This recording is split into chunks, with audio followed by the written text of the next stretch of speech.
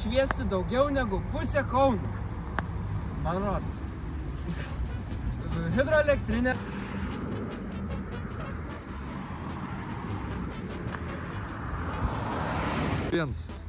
Čia yra Kauno hidroelektrinė. Jinai buvo viena iš didžiausių infrastruktūros Čia yra Kaziaus Griniaus ligoninė. Čia yra Kaziaus Griniaus slaugos ir palaikymo. Čia yra Kaziaus Griniaus, ne? Griniaus, Griniaus. Gridai, prisivik Gridai. Taip, tai čia yra Kaziaus Griniaus. Čia yra Kaziaus Griniaus slaugos ir palaikymo gydymo ligoninė. Ji buvo įkurta 1932 metais ir iš pradžių buvo vadinama Raudonojo kryžiaus ligoninė. Iš pradžių jinai buvo skirta priimti mažus vaikus iš nepasiturinčių šeimų, kurie sirgo tuberkuliozę. Taip, ir tai buvo... Kažkas atvažiuotų, taip žiūrėtų. Gerai, žinau. Taip, čia yra Kaziaus Gridai. Šito tikrai aš neiškirpsiu, žinok. Šitas tikrai bus. Naciai pradėjo jį naudoti kaip vietą laikyti savo politiniams kaliniams arba šaudyti žydus. Tu negaliu šypsoti, sakant, šaudyti žydus. Tu negaliu. Garso testas.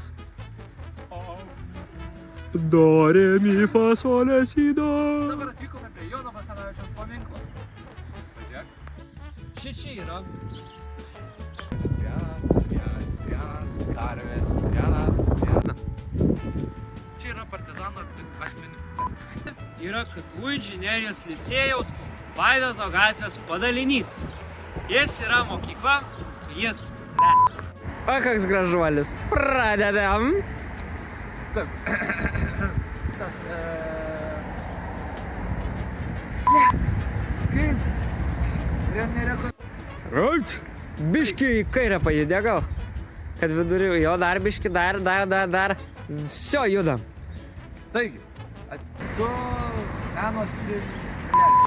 Ir ką čia dar? Maros turėjo būti gotikinis, o ne gotinis, nes dabar tu apie got mergytės pasakėjai. Ai, aš nesiskundžiu. Kas? Tai jo, ne gotikinis. Pala. Tai dabar, taip. Taip pat šiose kapinėse yra palaidotas vienas iš Lietuvos prezidento Aleksandras Stulginskis, kurio kapą matote.